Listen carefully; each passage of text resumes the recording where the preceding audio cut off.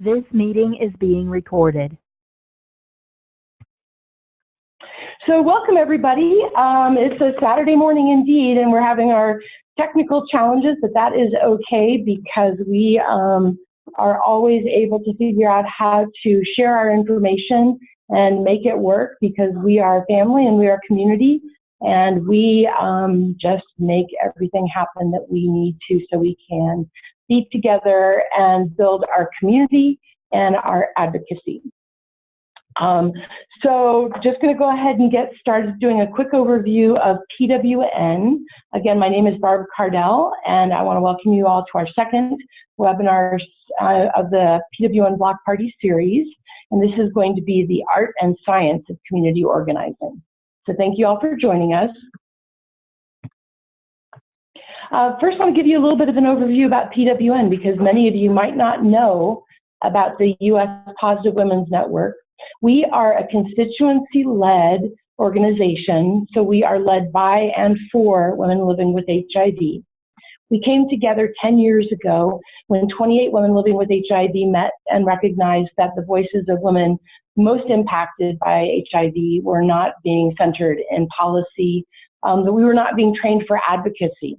And so you will see in the very beginning, we had Wahida Shabazz-El was one of our founding leaders, and she talked about us controlling our own destiny and announced ourselves. So we are U.S. Positive Women's Network, and we are centering women living with HIV in all of our diversity in all levels of policymaking, including at the federal, state, and local level. And we always like to say that PWN sees the HIV epidemic, especially Black, Brown, LGBT, transgender, nonconforming, and low income are disproportionately impacted as a system of the larger inequities and injustice.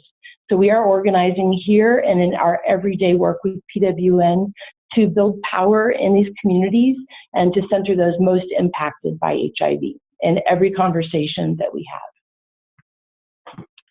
Our core strategies for PWN are we develop leaders, especially leaders of women living with HIV, and so we ensure that every strategy, every engagement that we have is led by the voices of those most impacted. We are organizing and mobilizing. That's what part of this webinar series is for, is to teach us how to organize and mobilize our communities, especially around issues and electoral organizing, giving out the vote, voter engagement. We do policy analysis and policy advocacy, and we ensure that we have strategic communication so that people who are talking and representing women living with HIV are educated, informed, and are able to seize power as the opportunity presents itself. All of these core strategies center racial, economic, and gender justice in all of our conversations. PWN has 6 policy priorities. You can find them on our website, which is pwn-usa.org. And just to review them quickly, so we have them in the front of our mind as we're talking about our community organizing. We have our universal health care, which is access for all to quality health care, not just health care, but quality health care. Economic justice, sexual and reproductive health rights and justice, ending criminalization, especially against women living with HIV or other people living with HIV, trans rights, safety and justice, and ending violence against women living with HIV. So what is our block party? Our block party is an opportunity for us to come together over the summer for 6 sessions. They are recorded, so if you want to go back and listen or share them with other people, you can do that. But what we're doing is, the reason why we call it the block party is we're talking about organizing block by block in your neighborhoods and in your cities. But we're also talking about building blocks, and so giving us each the skills and the strategies to be able to move from our basic level of community organizing up to a higher, more sophisticated level where we're really identifying what we need to impact and how we can impact it. And again, this is because racial, gender, and economic injustice hurts us all, that we build power in our communities and listen to real people's concerns, that we can address them, that we build relationships. And of course, even as we would lead into 2020 and afterwards, We are here, PWN is here, no matter what, because we know that the voices of women living with HIV matter and must continue to be lifted up and elevated. So today, I'm just going to do a little bit of housekeeping. We are being recorded, so if you are uncomfortable having your name associated, the attendee list is not shared. However, you are able to go ahead and chat in the chat box. So chat in the chat box, raise your hand as a participant, and we'll recognize you, and we'll go ahead and unmute you so that you can ask a question. There are some parts in here that do require group participation. And so raise your hand and we'll go ahead. I know that there's a number of viewing parties. Alabama, shout out to the Alabama folks. I know we've got 8 people there watching together. And so we expect, props to Alabama for sure. You know, we expect that you all are going to have lots and lots of comments. And so we will unmute you and give you a chance to provide feedback. This is an interactive webinar, as much as we can make it so. As we move along, we want to hear from you. So talk in the chat box. We've got Vanita Ray, who is our PWN Deputy Director, who is going to be helping us monitor the chat box. And so we make sure we pull out common themes or ideas that we might need to explain a little bit more or go a little bit deeper on. And then, as always, feel free to tweet about how awesome this webinar is. And you can go ahead and use the PWN handle, which is @USPWN. And if you want to learn a little bit more about who we are and the work that we do, we are at www.pwn-usa.org, and we will have that on our last slide as well. So thank you, everybody, and let's go ahead and just get started. With that, I'm going to go ahead and turn it over to Shannon for our welcome.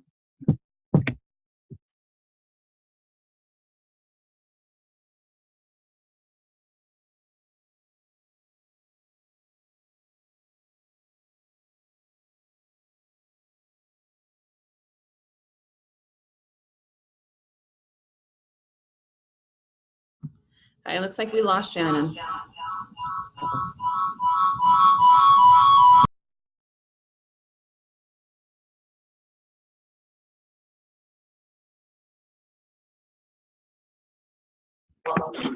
All right. So for those of you who might be curious about what that drastically gross sound was, we have PWN Colorado all together so that we can go ahead and present in a space and support each other as we're doing this. And so it sounds like Rika might have some feedback. So she's going to go ahead and talk into my microphone and let us know if you can't hear her very well. Thank you. Thanks, Barb. As I was saying, we lost Shannon, but we are, oh, she's not in presenter mode, that's why. Sorry, guys. Today's webinar is our second in 6-part series, as Barb spoke of, brought to you by PWN and Groundswell Fund Grassroots Organizing Institute program. Over the course of the summer, we will cover many topics. We invite you to practice new things, and if we do it right, we'll build a learning community with you. We'll also have a diverse and dynamic facilitation team for each webinar. There are 2 ways that you can approach the series. You can pick and choose the topics and the dates in the menu that interest you, or you can join us on all of them, which we're hoping that you will. We have over 100 people attending our webinar. Woohoo! Good numbers. So the traditional introductions aren't possible. We would be here all day. Therefore, I would like to invite you guys to go ahead and chat in the box. Introduce yourself by sharing your name, pronouns, organization, or the city that you're based in. While y'all do that, we're going to get started with our first topic. Our second topic in this series, Introduction to Grassroots Organizing, Community Organizing. Do we have Shannon back? We do. All right, Shannon, I'm gonna hand it over to you.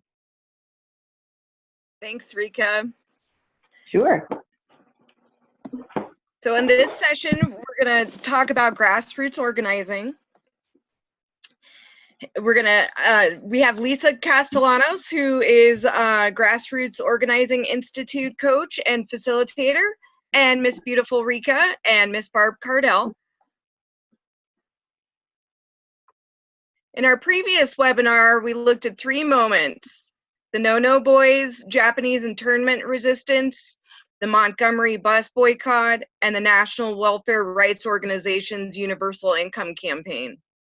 These moments, although separated by time, geography, and historical context, shared a common storyline.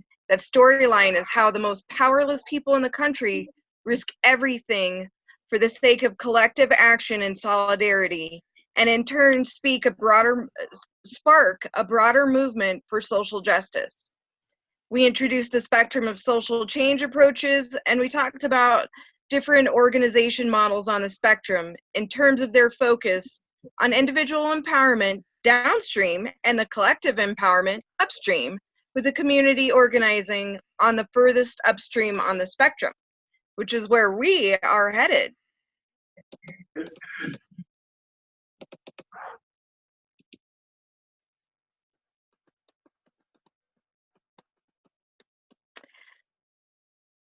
We also emphasize that while each approach on the spectrum represents necessary social interventions to address the needs of individuals and communities bearing the brunt of injustice, from survival programs, such as a food bank, to access to information, participating in reform efforts, our current historical and political context calls for renewed and robust efforts for our collective empowerment through action. Now I'm going to pass the mic to Rika, who's going to get us started on this webinar's topic. Miss Rika. Thank you. All right. So today's topic is Introduction to Grassroots Organizing. And the big question is, how do we know that we are organizing, and what does it look like? So to answer that question, we're going to play a game we call Organizing Jeopardy to answer the who, what, and how of grassroots community organizing.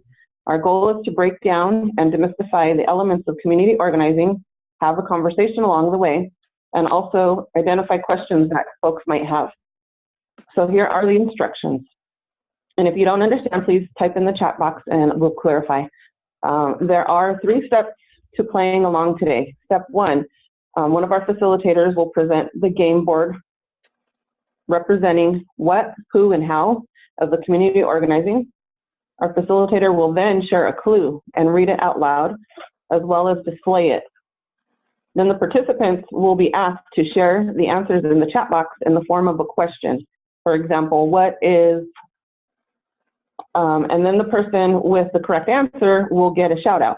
We'll explore the term and the context of the actual campaign, which our facilitator Lisa Castellanos will then do a deeper dive and she'll unpack. All right, everybody understand? Is it clear, or do we need clarification? Doesn't look like anybody has questions. Cool. All right, so we're going to do the first test run, starting with what for 100 points. Now here's the clue. Something that the opinion of your constituency lowers the quality of life. A large concern that impacts the community negatively. And I'll give you a minute or two. Hang on, I'm catching up on the slides. There you go. Will you read it one more time? Sure. Something, where am I? Sorry. Something that the opinion of your constituency lowers the quality of life. A large concern that impacts the community negatively.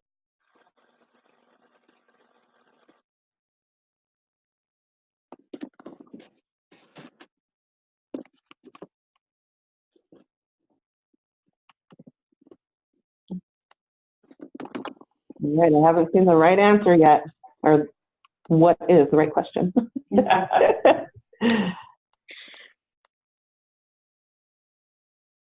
we seen it yet? You can read off some of these and then go into it. Okay, so we have Derek says stigma, low pay, and then we have what is marginalizing, stigma again, barriers and challenge, education, what is division. So the correct answer is a problem. So let's look at this image and see what is happening here. And we encourage folks to share in the chat box. There are many problems in our community faces. Most of the time, we feel like it's just a fact of life, and we have to deal with it. Sometimes the problems are so severe that they can't be ignored. So like Rosa Parks said, she just got tired of being sick and tired. So Lisa, can you tell us a little bit more about the story behind this picture?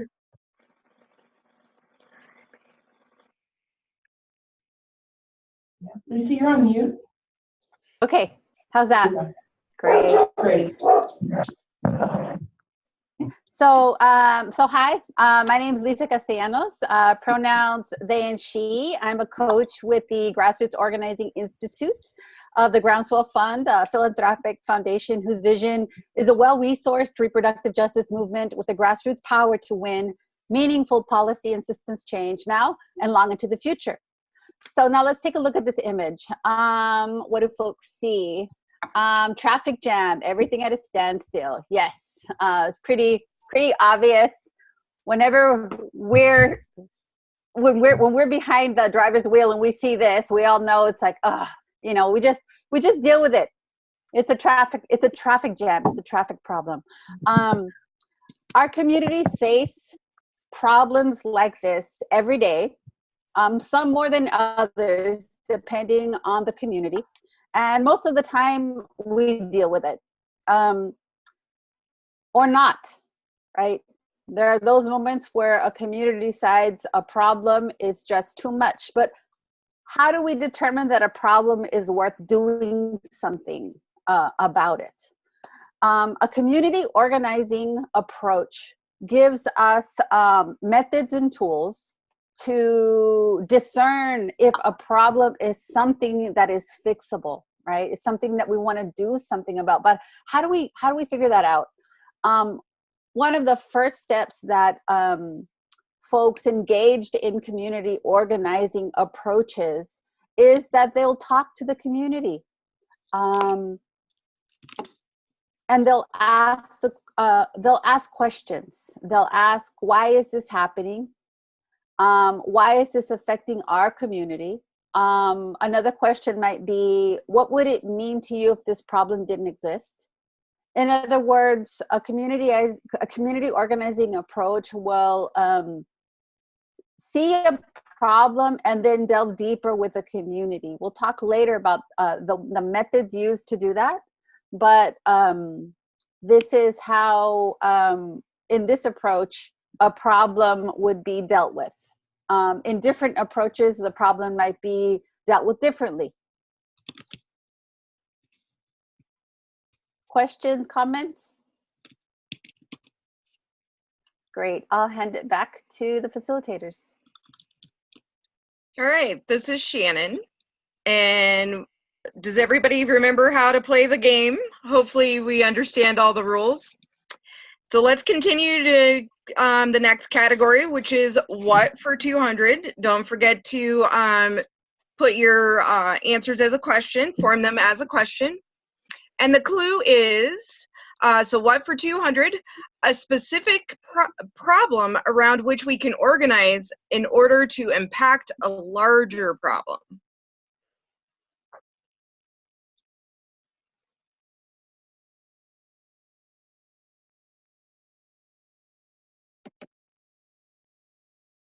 Ooh, I see some good ones.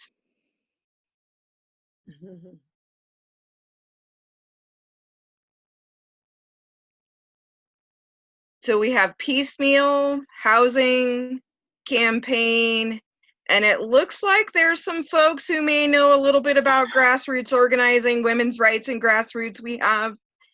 And looks like Jean Perry, yes, what is an issue? PWN, what is an issue? Yes, correct. Tammy, what is an issue? Thank you. So yes, the answer is what is an issue. In community organizing as a social change approach, we organize around issues, not problems. Not all problems are issues, but all issues stem from a problem with a caveat. An issue is a dispute between two parties, and an organizing issue must meet certain criteria. It has to have a clear institutional targets who are responsible for the resolution of the dispute. It lends itself to central leadership roles of folks most impacted to conduct the campaign. It has clear demands which benefit everyone. It must demand institutional change. And Lisa's going to connect this term with, and some other criteria we might include, whether it advances racial justice, and whether it's effective in shifting the dominant narrative. Lisa? Thanks, Shannon. So what do folks see here in this slide?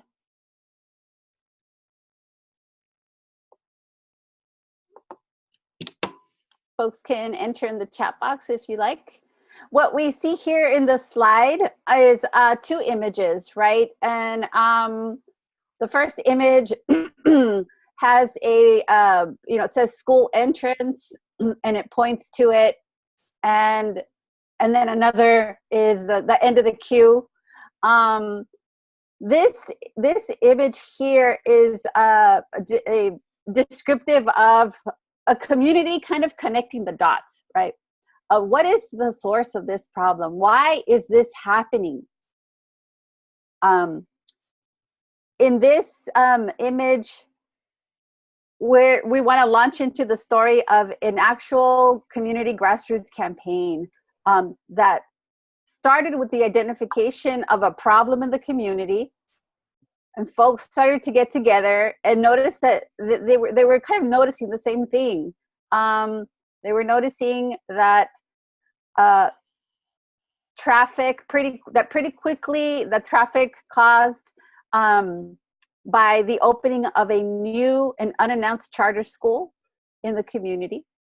In this particular community, which is primarily Black and brown, there is one entrance into the community. It is literally one way in and one way out. And what happened from the end of one school year to the beginning of another school year is a charter school opened up right at the corner. And all of a sudden, the community started to experience traffic. But not just regular traffic, but traffic beyond what is acceptable. They also learned that the school was supposed to be taking steps to ease the traffic they knew the school would cause, which was documented in the traffic study that they were required by the city to produce. And it was, the traffic study was conducted prior to the building of this new school. Which had 350 students, brought 350 K through 8 students. A neighborhood action committee started to collect all this information and was up in arms. But because the residents are used to being ignored and have experienced a long history of negligence by the city, residents were slow to move. There was just a lot of complaining. Then another rumor was confirmed that the charter school was also approved for a temporary permit to build a high school in addition to the K-8 on the tiny property that was going to bring an additional 300 students in the fall of 2019. And at this point, the residents of the small neighborhood decide that they've had enough, and they cut an issue. So we start with the problem of traffic. They collect information, they start talking to each other, and they realize that they're going to do something about it. They put their foot down, and the issue that they have identified is the traffic is being caused by a charter school that is growing unchecked and without input from the community. Their immediate demand that the city rescind the temporary permit granted to them by the city and stop the construction of the new school. They also decide that they have a long-term demand. Their long-term demand in this particular community is that the charter must relocate and that all future building permits granted by the city must have community input. And so we have the beginning of a campaign.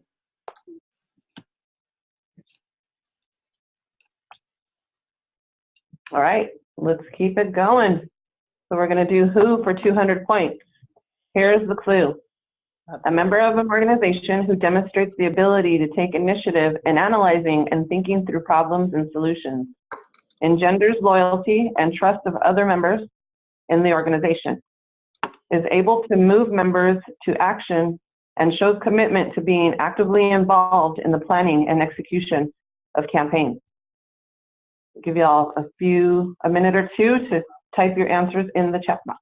And don't forget to form it in the question. What is?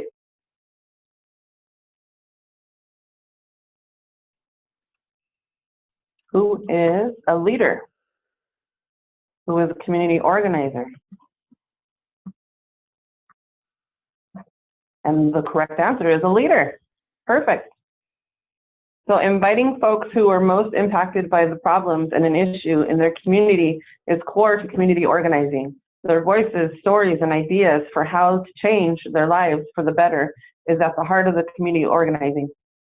Often most disrespected and invisible are the inherently most powerful. And when they take collective action in community organizing, there are no super leaders or superstars.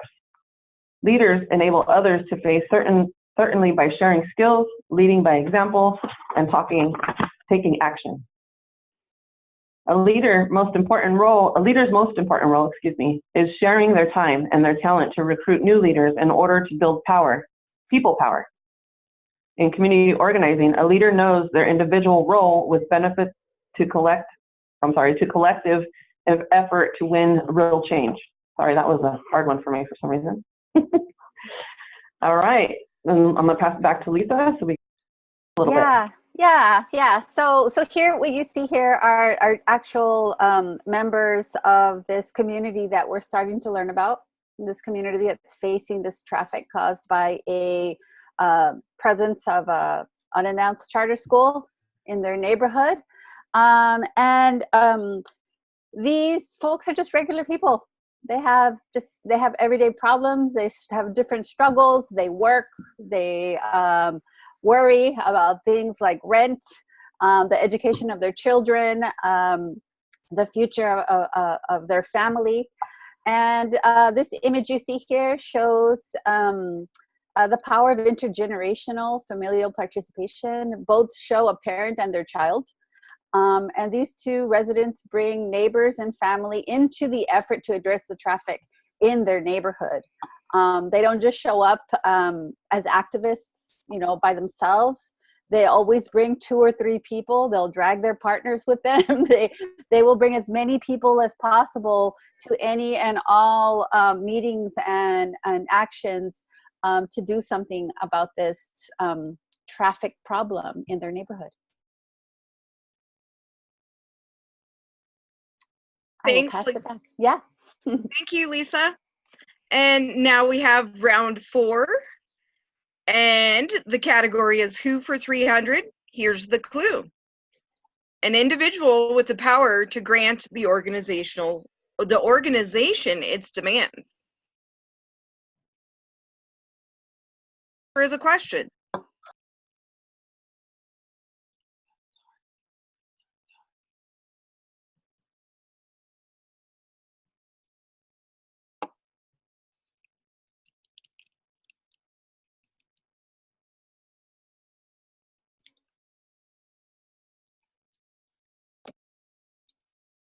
So I see a few. We have community, we have the director, CEO, we have a grantor, a gatekeeper, a grantee.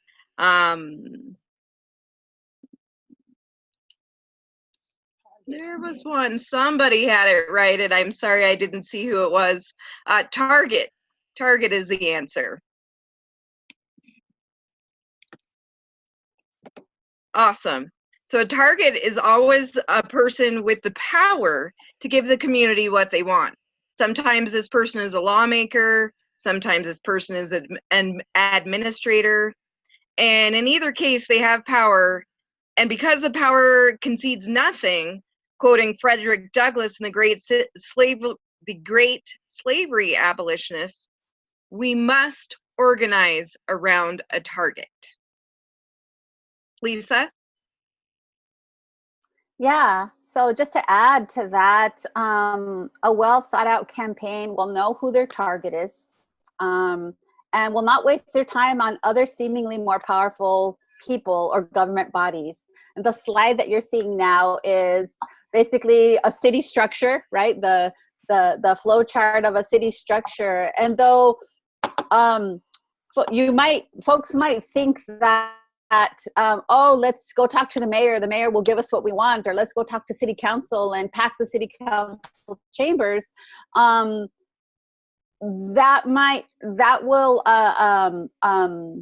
actually take people down the wrong road, because in this case of the traffic in the community, the person with the power to rescind, to meet the demand, right? The demand that was identified by the community is the director of the planning department.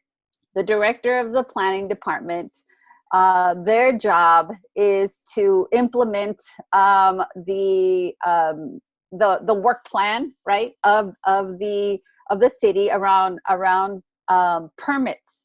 And so it's very important to do really thorough research as a community, so that the community isn't barking up the wrong tree, right? And running to from one government official to the other, and not getting getting frustrated, getting confused, and distracted. And so research is key, and it's important for communities, and in this case, this community, to not get upset or feel or to resist the urge to go talk to other people. A campaign always focuses very clearly on who their target is, and we'll talk about that a bit more in the next slide. So a community might seek to destabilize their target, to give them what they need in lots of different ways. We also call our targets the decision makers, and the different ways to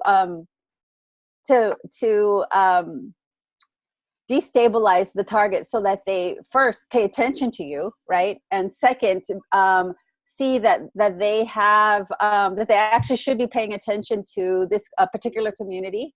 There are multiple ways to do that. We can look at money, right? We can look at whether where the target is receiving their support, where they're getting their funding. They'll say, follow the money, and you'll find where folks are most influenced. We can also find out who are the people connected to this target or decision maker that we could go talk to. And we can also look for secondary targets who have position, relationship, and influence on the target, to try to leverage more power on the side of the community, and tip the scales to the community's favor. We're gonna pause here, and I'm gonna hand it to Barb for an open forum session to see if folks have questions. Yeah, thank you, Lisa. And so this is an opportunity for people to both ask clarifying questions about what we've discussed so far about targets, about leaders, but also as we're talking about this example here, we also have a chance to think about how. Yep. Sorry, that's not me, so I can't make that stop. Maybe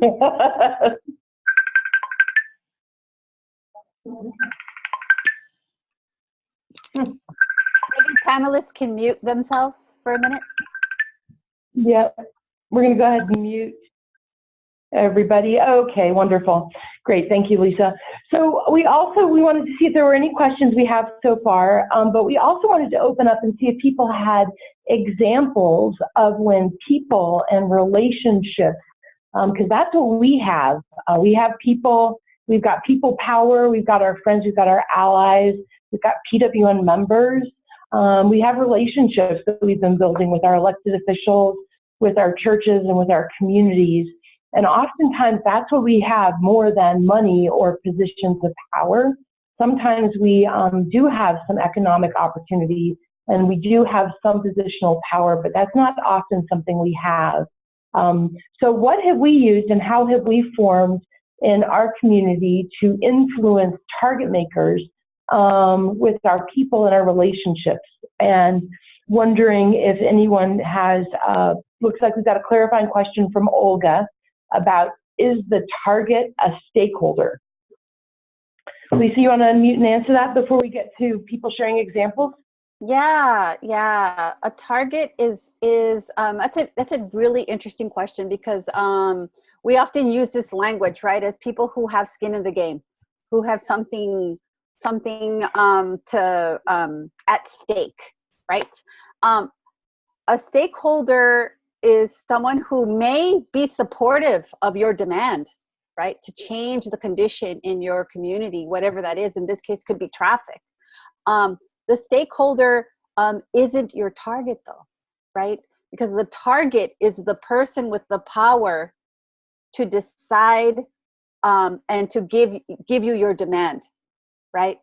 So a stakeholder in the community might be, in this case, in this campaign, there's a neighborhood adjacent to this one way in, one way out, like cul-de-sac neighborhood. And they're feeling the traffic too. I mean, the traffic isn't coming into their neighborhood, but there's a main road, right?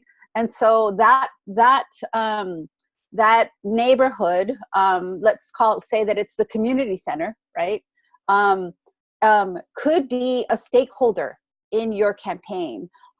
In community organizing, we use different language for a stakeholder. We might say they're an ally, right? They're an ally in our campaign. Let's go talk to them. Let's see if they'll write a letter to the planning director. And in that sense, they aren't the target. The target is that one person who, with the stroke of a pen, could change the material conditions and the quality of life in a community. Does that make sense? Yeah. Okay. Yeah, it does, Lisa. Thank you. And so I'm going to ask Shannon actually to talk about an example in Grand Junction, Colorado, where we had people in relationships and they used it to influence a decision maker. Shannon, do you mind sharing that? And then we can go ahead, and if you want to raise your hand, we can go ahead and unmute you so that you can share, so we can hear of an example or two from our community. Thanks, Barb. Recently, there was City Council was considering banning camping within the city limits, and there are 42 organizations on our local homeless coalition, and members of homeless coalition, folks who work in direct service, community members, and those of us who do all of those things, who are on homeless coalition, who work in direct service, and who live in the community impacted, went to our local city council meeting to speak. And we thought there were only going to be a handful of folks, and there were between 40 and 60 folks that lined up to speak.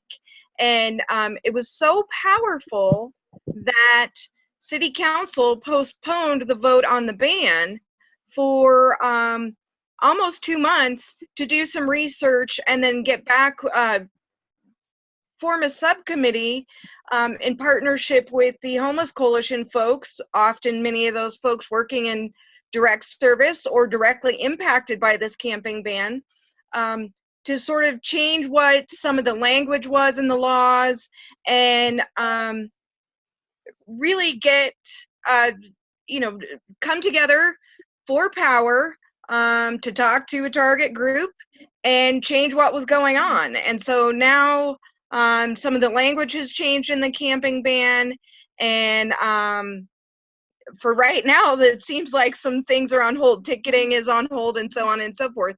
So it was very effective. Great. Thank you for that example, Shannon. So there we saw how people who are most impacted and relationships with providers as well as within the community came and worked against the decision maker, which was the city council members. So it looks like we got Janine who wants to give us an example. So Janine, I'm going to go ahead and unmute you.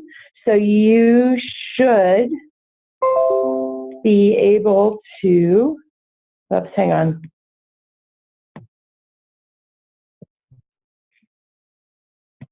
And so for people who would like to go ahead and raise your hand, and we'll go ahead and unmute you.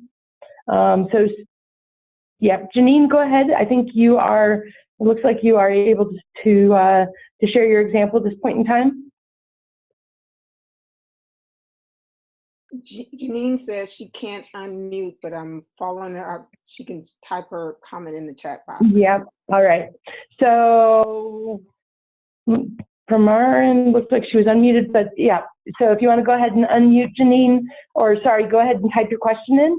Are there any other examples that we can think of where we have people and relationships who come together to influence decision makers, oftentimes against money or people who have positions of power and influence?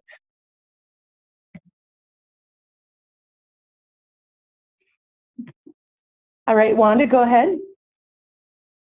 Hi, can you hear me? Sure can. Okay, this may not be the. I remember a couple years ago, maybe 3 years ago, where this body, many of us were attending AIDS Watch, and a situation came up where some of our sisters of trans experience, stood up and asked then President Michael Kaplan, where was their space at the table? And that's just a small, in my mind, representation of how we stand behind something and we stand united to affect change, because he did create a space impromptu there, but in future years, they have had a very welcome space at the AIDS Watch table.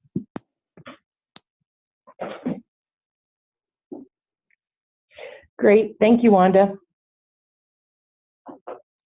Barb, if it's okay, I would just like Yes, to give an example of how the traffic campaign is using different types of power on a target. Because remember, this community, I'll share more details about who this community is, but they don't have a lot of power.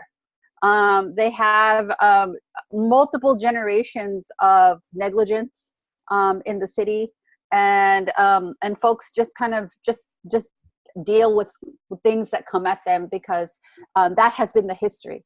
However, now a organizing committee is formed around this campaign, and they realize that they don't have a lot of power. They realize that they often get, almost condescendingly patted on the head by certain city officials, and then nothing happens.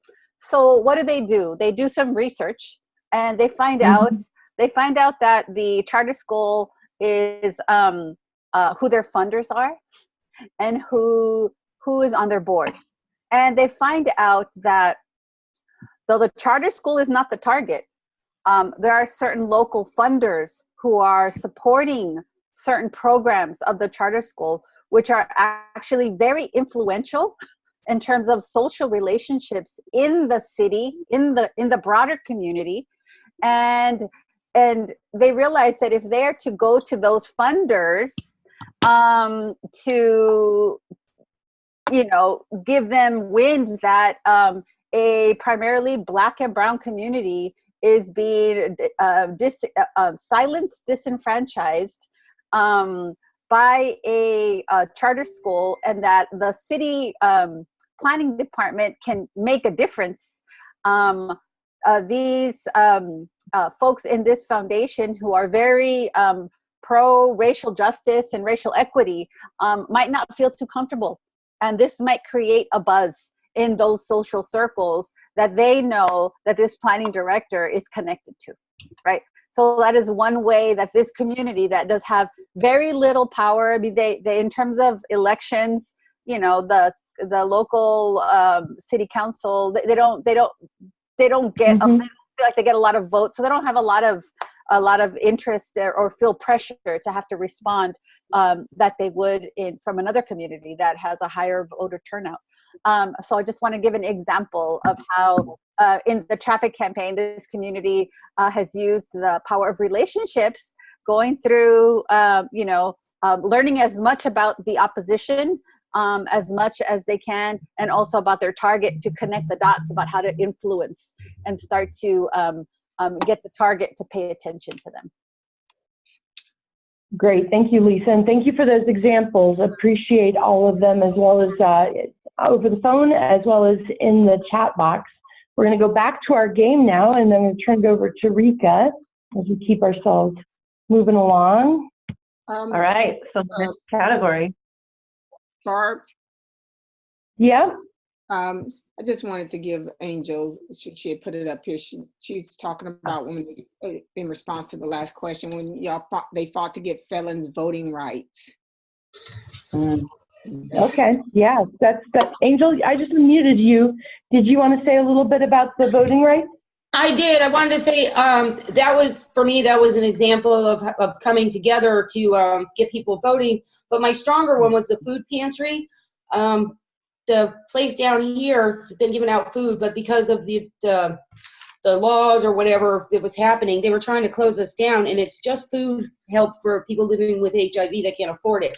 And other pantries came together, community leaders came together, all of us people living with HIV came together. We all went downtown, and we came in a group, like you said. We didn't have anything to offer except that we needed that, and I think that's an example of power of relationships. And then we do have our food pantry now. We still have it, so, but we had to fight.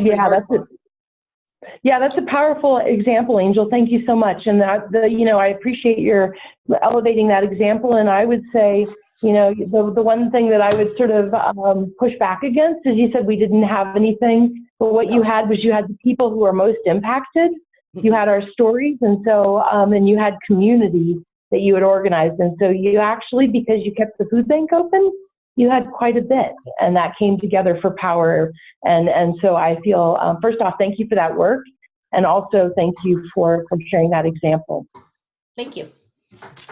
I'm not sure what your time is. Janine had one other example, but. Yeah, we're going to go ahead and move along, just so that, because we're a little bit behind on our kind of outline. But Janine, why don't I go ahead and read it really quickly, just so we have it in the record on our recording, and if we have a chance later on, we'll come back and talk about it. Janine said, in a previous position I had within a college, there was a proposed change to the hour and credential qualifications for students. We organized a group of students, teachers, school directors, owners, and deans. So there was, people and community and relationships there, and attended the legislative meeting where we spoke against this, as well as meeting independently with officials and the targets with the power. Exactly. So how do you influence those targets? And we were able to suspend this action. So these are great examples of us seizing our power, making sure that our expertise within our communities is recognized and influences those targets or decision makers. So thank you so much. These are some great examples. I'm going to go back to Rika now for round 5. Well, round 5 is how for 100. And here's the clue. Don't forget to answer in the form of a question. A specific activity, usually among a set of activities, which moves the organization towards the direction of its strategy. One more time. I'm going to read it again. A specific activity, usually among a set of activities, which moves along the organization towards the direction of its strategy. And let's see what answers we got. So go ahead and type your answers into the chat box, and remember, a form of a question, please. What is a task? What is a rally? What is a program? What are goals? What is a planning meeting? What is mobilization? Awesome. All good answers. The correct answer is a tactic. Lisa, take it away. Yeah, so in the traffic campaign, the residents invited the director of the planning department to witness the traffic. But then they went a little bit beyond that. They made calls to their neighbors. They had been collecting signatures for about 6 months and had been following up with folks who signed those who had signed the petition. The petition was a demand to stop the traffic. Very simple language, very understandable by all the basically 100% of the people that that folks spoke to agreed that the traffic was a problem. So there was a common self-interest there. And when they invited the director of the planning department, they didn't just invite him to a meeting. They actually planned a walking traffic tour. And in the walking traffic tour, unbeknownst to the planning director, he didn't know that he was actually going to be going door to door in the neighborhood to different folks who had agreed beforehand to share their personal story of how the traffic was impacting them right on the stoop of their door. The planning director came face to face with residents and had to listen to their stories face to face. In addition, they used their research of the required traffic reducing activities that the charter school is supposed to be implementing to create a school report card and of the charter school's progress in implementing those mitigation efforts, those mitigation measures that would reduce the traffic. And they gave the school a big fail.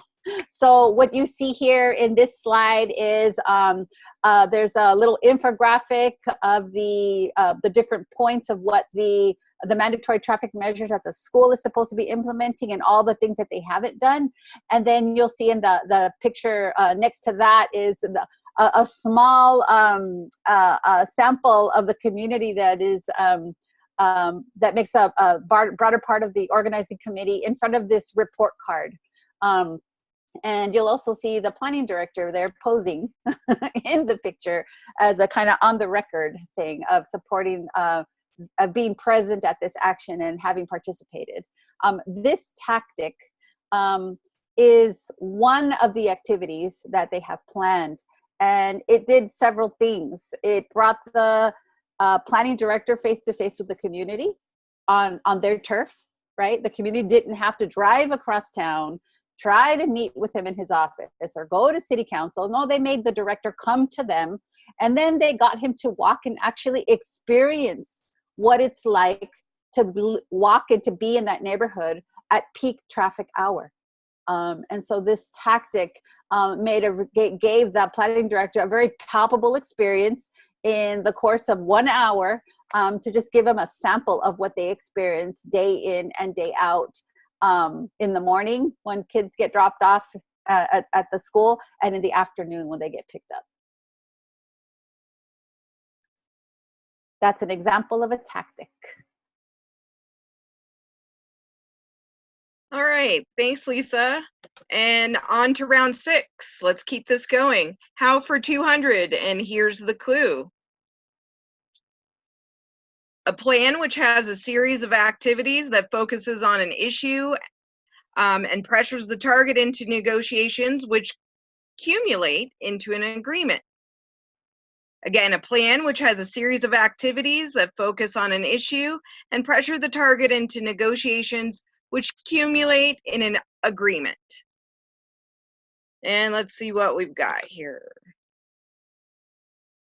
What is strategy? What is campaign? What is strategy? An agenda and strategy again. Bird dogging. Nice. Awesome. So the answer is, what is a campaign? And a campaign is a grassroots community organizing campaign, is organized around an issue which is identified by the most impacted by the problems. The campaign activities, tactics, and timeline are determined with the community and not for the community. Again, the community folks figure that out. for themselves. A campaign plan will map out the problem, the demand, the assets of the community, including allies, moral and legal handles, targets, and opposition. A well thought out campaign can grow an organization's base of power because recruiting and developing leadership happens best during a campaign. This means new members are recruited and engaged, and current members play strong roles in all the levels of the campaign. Lisa? Yeah, I'm going to let folks share comments at this point. I think that was a really good description of what a campaign is. And folks will see in the slide, you know, the call to stop the traffic in Serenity Park. That is the logo, what gets printed on all the shirts, and the message, the shifting the dominant narrative, which is also part of a campaign, is nothing about us without us, because the community has experienced, as I mentioned, generations of neglect by the city. Yeah, I don't know if the folks wanted to comment anything in the chat box.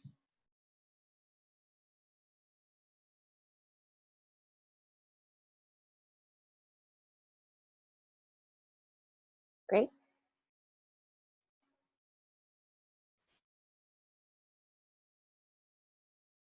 What are some examples of campaigns? So this traffic campaign is one example. Do folks want to share examples? We have been sharing examples, actually. The food pantry example of folks going and demanding, meeting with their target.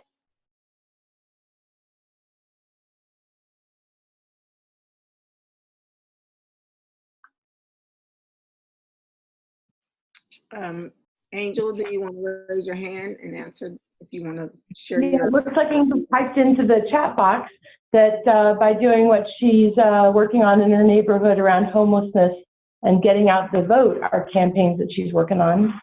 Ending HIV criminalization is definitely a campaign that many PWN groups, as well as many people living with HIV, activists and allies are working on. So those are women's rights on abortion. Those are absolutely important issues. You know, campaigns are about how we are putting pressure on our elected officials to either remove those bills that have passed that are restrictive, or to ensure that they are not passed in the first place. So those are great examples of campaigns. And I think we go next to Rika for our next round 7. All right, we're gonna go with how for 300. And here's your clue. An overall plan to destabilize the position of the target that gives direction and focus to other elements of the campaign. So once again, an overall plan to destabilize the position of the target that gives direction and focus to other elements of the campaign.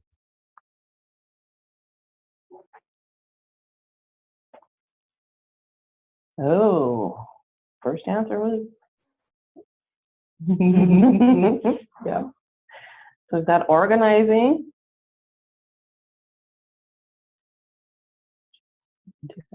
What is the strategy? What is the strategy? Everybody's correct. What is the strategy? A campaign strategy relies on good research about the issue, the target, and the opposition. The strategy is always about how to leverage power to get the target to first take notice, and ultimately to deliver the community's demand. Campaign strategies also involve tactics or activities that are designed to advance the strategy. Lisa, can you talk a little bit more about that for us? Great, yeah, so what folks are seeing here is what community folks using community organizing approach and methods use all the time. We do a power map. And we do a power map in the beginning with whatever information we have. We do it in the middle. We do it in the end.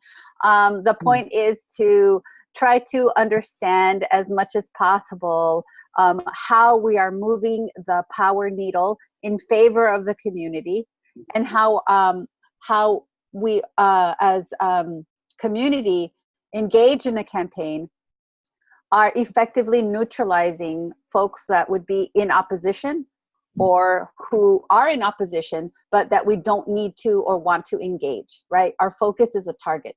So what you see here is the very early stages of a power analysis, the power map, that the community working on the Stop the Traffic in Sobrani Park campaign put together.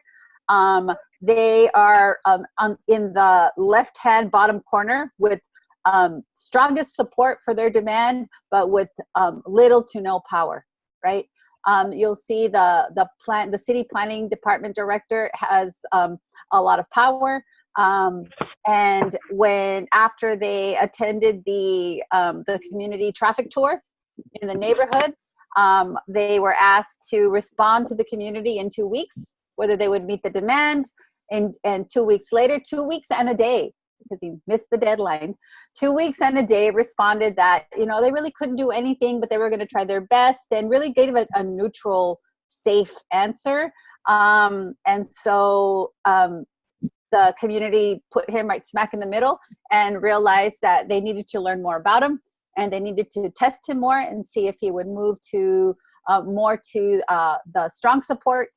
You'll notice the folks also mapped allies and most impacted more in the neutral area of the power map, because they realized they hadn't been talking to them. They'd just been talking to themselves, to each other in the neighborhood. They'd done a great job of identifying folks that were willing to throw down on this campaign.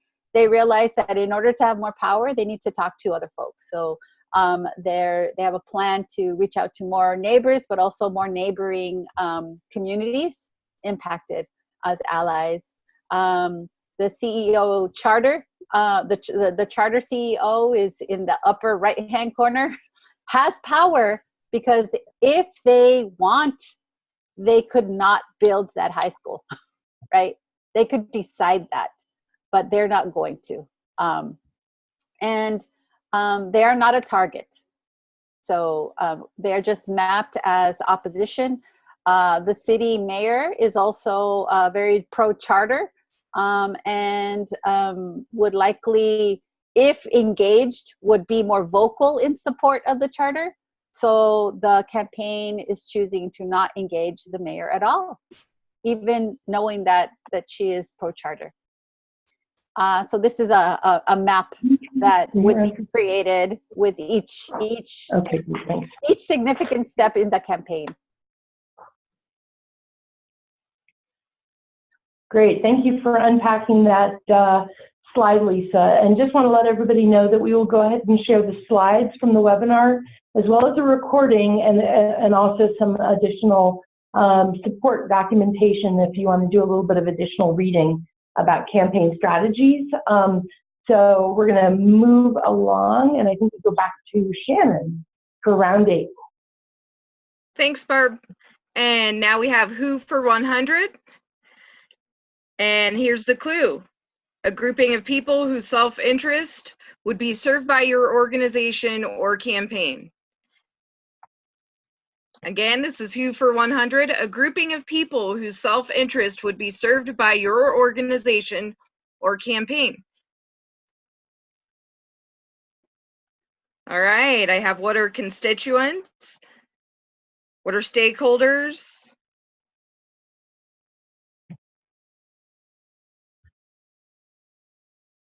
Who is organizing? Again, stakeholders. Community and allies. Demographics. And I think you're all on track with this. Who are constituents? Yes. Thanks, Lisa. All right. So with that, a little context, a constituency are the people most directly affected by the problem who can be recruited to join the campaign or organization. They have a self-interest in seeing the issue resolved, and they have skin in the game in community organizing, outreach work such as tabling, presentations, phone banking. It's all done with the intention of recruiting the constituency base to join the organization or campaign in order to build power and make change in the lives of their community. All right, thanks.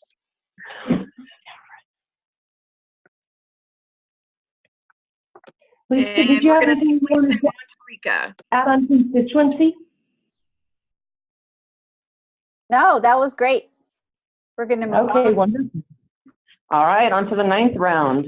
And bonus point, 300 bonus points. Here's your last clue. A method-based approach that enables people to turn the resources they have into the power that they need to make the change that they want. Once again, a method-based approach that enables people to turn the resources they have into the power they need to make the changes that they want. What kind of answers do we have?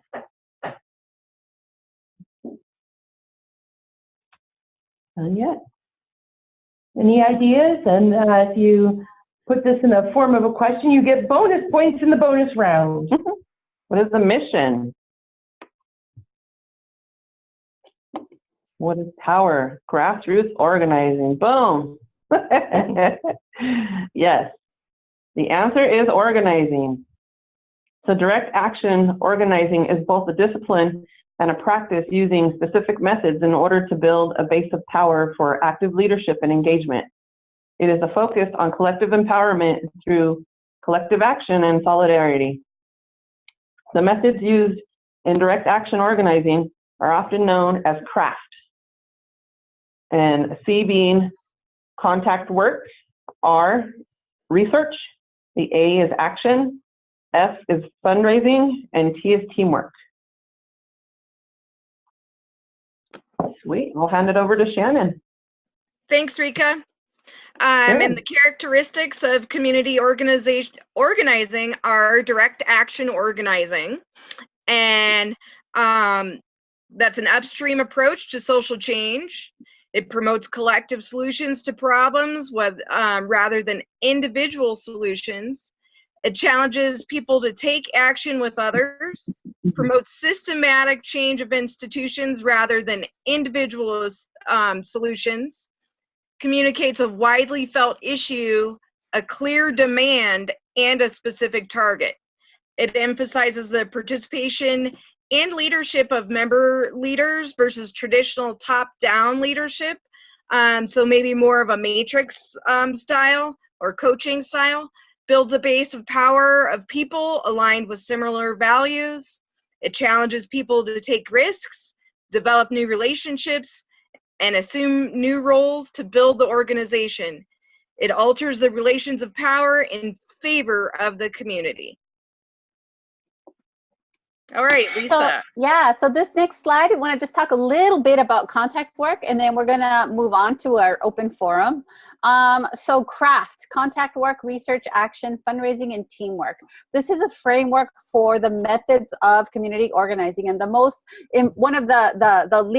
we start with community organizing with contact work. If we aren't doing contact work, we're not going to get to do any organizing. Contact work is basically going out and talking to people, asking them, what are the problems in your community? How does it affect you?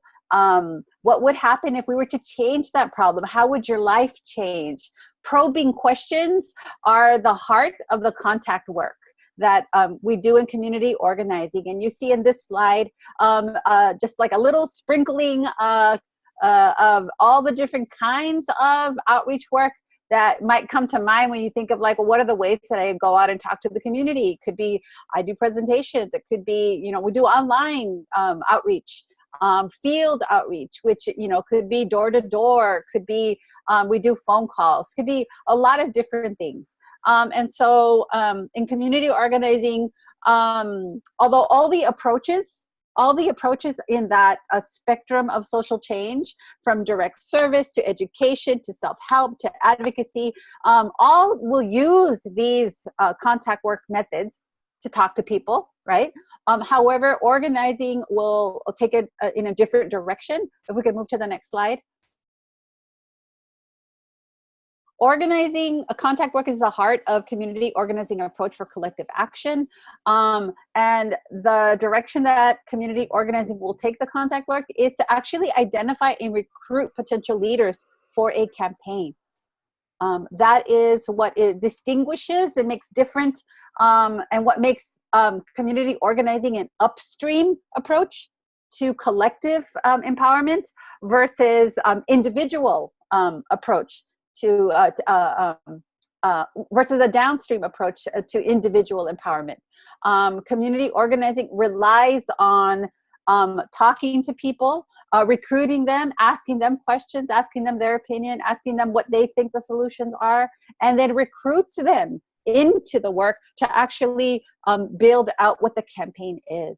And you'll see here in this chart, you see the vertical line represents like the quality of relationship that can be developed.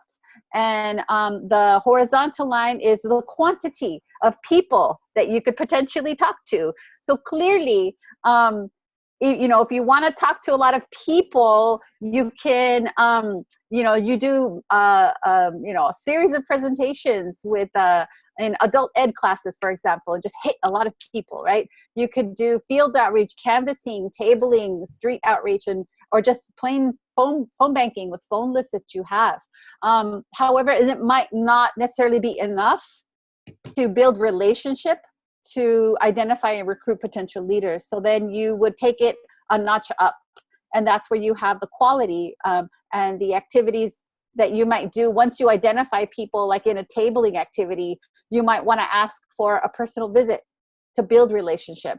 At that personal visit, you might ask that person to hold a house meeting, for example.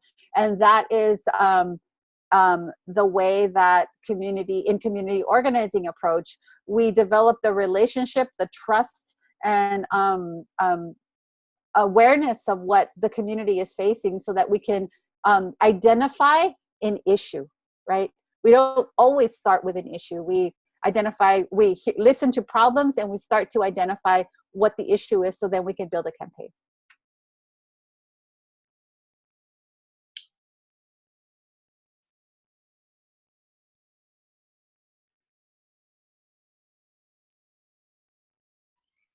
Great. So now we have a little bit of time set aside for questions or comments about anything that we have talked about today.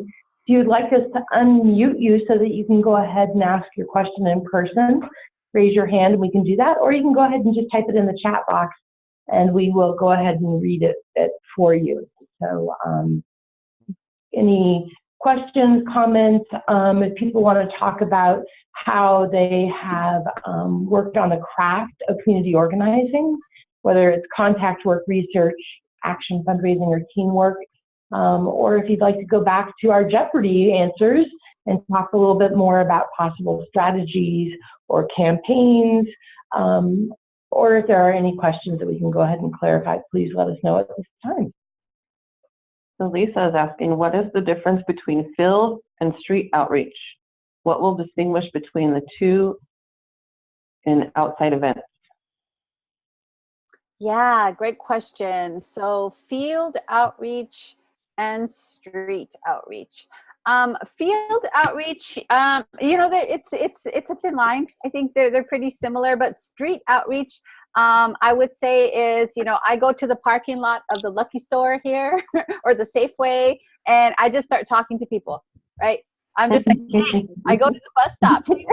Hey, you know, that is actually an outreach method that community organizers will use. It seems kind of random, but it's actually an interesting way to meet people in the community. And it depends on the community, the context of the community, where it's located. You have to know a little bit about the community, whether, you know, that particular parking lot is a good place to do that. I once worked on a bus riders campaign, and we would just post up at the bus stops, get on the bus and talk to people while they were, you know, till their next stop, and try to have conversations and find out what problems they were facing. Field outreach could be, say, you know, if you're doing outreach at a nightclub, that's the field, that's your turf. There's a particular community that you're trying to reach. Organizers will, you know, go hang out in nightclubs to talk to folks if that's the constituency a particular constituency that they're trying to meet, and they know that that is a good space to meet people. So street outreach is definitely like out in the streets, and creatively trying to find folks and have conversations. A field outreach is I would say, is a particular turf that is connected to your constituency, and that might be, you know, it could be a park, it could be a nightclub, it could be a particular turf where you know you'll find your people. Hope that answers your question. Mhm.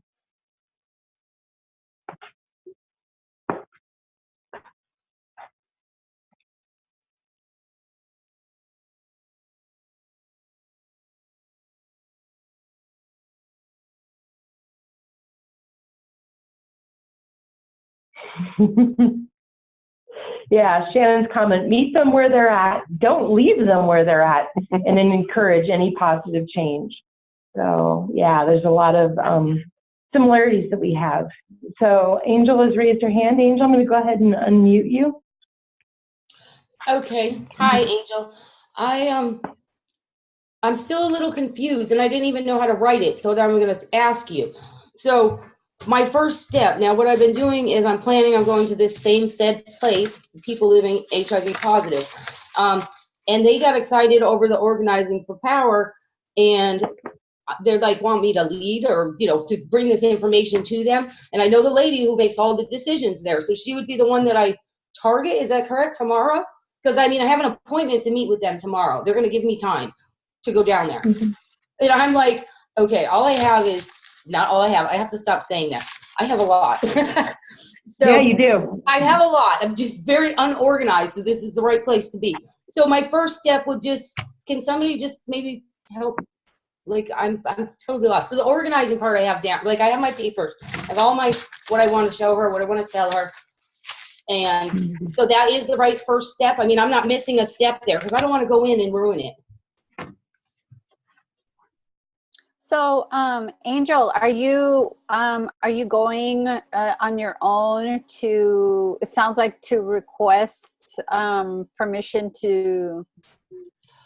I am going on my own down to the HIV Job Center, Bethesda Okay. House, Okay. and I want them to involve people. I want them to involve us living with HIV, because all the decisions are being made by people not living with HIV, and I would like to have a more active part in it. So I'm getting the people, the clients there, and I've got permission to go in and propose this to them. And the clients that I've talked to already are on board. They're like, bring us the information. They'll do things. So we're going to do street outreach, and just so that we can show the people in power what we can do. Does that make any sense? Together? I don't know what, just want to help everybody. Yeah. So it sounds like you have identified that the HIV Job Center, which sounds like an organization that could be doing a better job of Yes. engaging its participants. Yes. And you want to, you've been talking to other folks who are participants who are participants, or could be potential participants, right? If they did a better Yes. job, Yes. to go talk to the director. Yes, the director and I are very close, and actually I went below her like you had on the mayor thing, which I thought was weird, but the other girl is more, she can speak my language. She understands me, and she usually goes to the head, which I would like to eventually go to. So you have a relationship with Yes. the director already. Mhm. And in this case, it could just be a matter of meeting with the director, and communicating clearly to the director, like the problem that folks have been facing. You want to frame it as an issue, and Okay. the issue will have the solution, right? In the traffic campaign, the problem was too much traffic, and folks' quality of life is bad. The way that they cut the issue was saying this charter school is building a new school, and it's going to make the problem worse. Our solution is to pull that permit so that school doesn't get built, right? So the solution is embedded in the framing of the issue. So you might want to frame your issue, right? You have, sounds like you have the problem that, you know, get people more involved, and maybe there's more information there. And it sounds like it's a, you know, have, you know, we all want to, we often approach those in power with just a very reasonable demand. You know, you communicate that clearly, and they could say yes or no, right? It could be that this director, when you meet with her, if you all are well prepared to have your talking points, that they'll be like, wow, yeah, let's talk about how to implement that, right? And it might be easy. You don't have to fight, right? Okay. Negotiate and and have that communication. But if the director says, like, you know what, we don't do that, that's not how it happens, or just straight up no, then you go back to your group and you talk about, well, okay, what are you going to, is this something you want to push, a small campaign, right? To push this director. I would also suggest that you look at some bigger systemic issues, however, because this could be just one organization within a larger system in your city in terms of how HIV programs and funding happens. And it might be the entry point to a bigger fight that might actually benefit a larger number of people, right?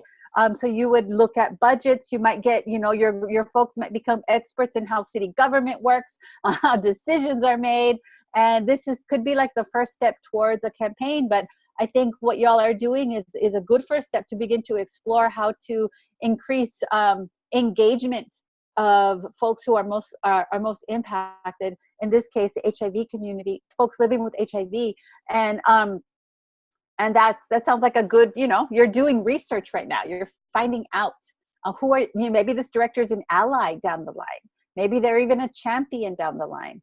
But it sounds like a really interesting and exciting path to explore that could have a impact beyond what this job center offers. It could be something citywide, you know. Yeah, thank you, Angel, and let us know how it turns out, because we're all going to be really interested now. So you're not going in alone. You certainly have all of us who are on the webinar who are backing you up for sure. So just want to for our next question, Janine has typed into the chat box. What are some methods and tactics that the panelists have found to be most effective and impactful? And is it dependent upon the issue and the tactics, methodologies and campaigns? So I can go ahead and start, and then maybe Shannon and Lika can share some examples of tactics that they have used. They're very definitely dependent upon the campaign. So, you know, if the campaign, for example, in Colorado, we worked on changing our STI laws that were specifically targeting people living with HIV, and we wanted to be really intentional about it, and so we had tactics. And so one of our tactics was to do some research and to highlight who was being most impacted by those laws that criminalize people. We also worked on partnering with some of so we go back to the relationships that we built, relationships both within our communities of people living with HIV, our service providers, and our churches. And so that was very legislatively based, and those were the tactics and the strategies and methods we used for that particular campaign. And then, you know, there are some where you just need to stand up and protest and get arrested, and that's a definite tactic. On the sort of alternate end, when we were, you know, protesting the Kavanaugh nomination, for example, you know, one of our very definite tactics was to bring attention to that and to highlight it by the number of people who are willing to protest and who are willing to stand up and be arrested. And so those are two campaigns and tactics that I've been involved in. Those are two campaigns that I've been involved in with different strategies, kind of the two ends of the spectrum. And I'll see, Rika, do you have anything that you want to add about tactics and campaigns and the differences for a couple? Yeah, so a lot of tactics that I find is door knocking is huge. Going door to door and finding out what issues are and just building relationships with people is huge. It gains trust, it gains respect, and it gains the relationship. You can always count on those people later when you're trying to put together some muscle to go out and organize against on an issue. So that's probably one of the best ones that I like. I also like doing tabling. Sometimes it's not as intimate as the door knocking, but tabling, it gives you a presence in the community. And it also gives people the chance to talk and to express what the issues are that they're dealing with. Shannon, do you have any?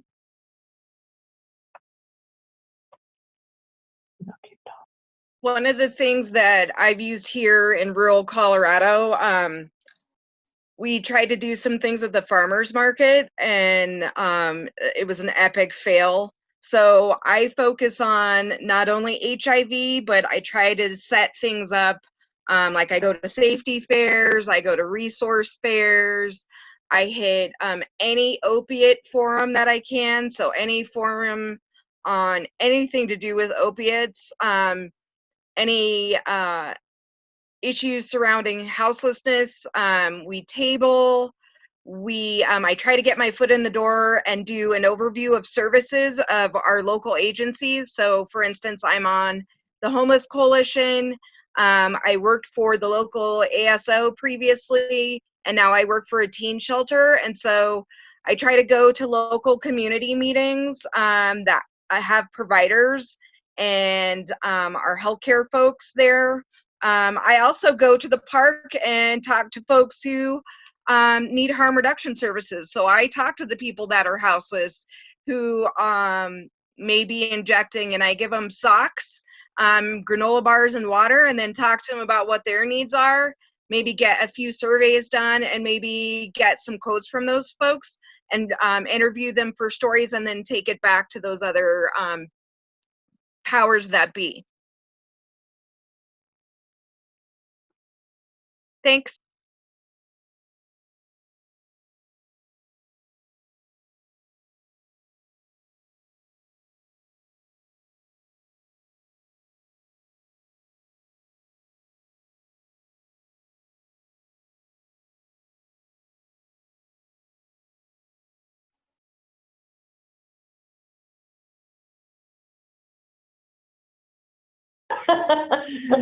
So we were saying goodbye to everybody so generously and compassionately while we were on mute. So sorry. Next time I think we need perhaps one less mimosa and one more cup of coffee. Now we have not had mimosas, but we have not had enough coffee. But anyhow, thank you for joining us so much, for spending your Saturday morning as we build our community organizing power.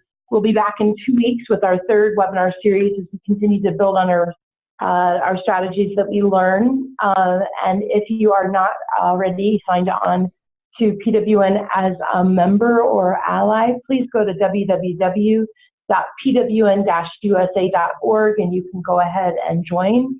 We welcome everybody who has been a part. And if you have any questions, follow up, you can go ahead and email me. And we will go ahead and share the recording and the slides with everybody on Monday who has registered. And so thank you all so very much for being on the webinar with us, and have a great rest of your weekend as we continue to build power and to bring forth the voices of women living with HIV and those most impacted from our community. So thank you all so much. Thanks. Bye, everybody. Bye, everyone. Thank you again. Wait, I'm just laughing.